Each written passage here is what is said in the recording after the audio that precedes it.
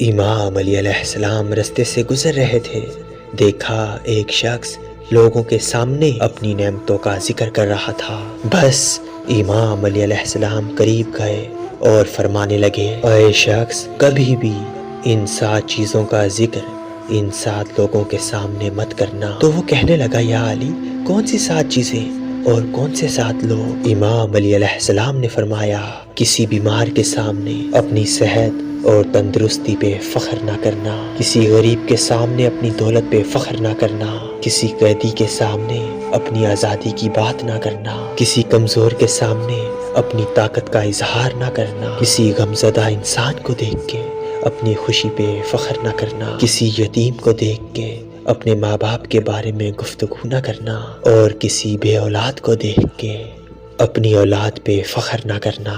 یاد رکھنا، جو انسان دوسروں کے درد کو محسوس کرتا ہے، اللہ کبھی اس کو درد نہیں دیتا۔ جو انسان کا احساس کرتا ہے، تو اللہ کبھی بھی اس انسان کو دنیا اور آخرت میں رسوا نہیں کرتا۔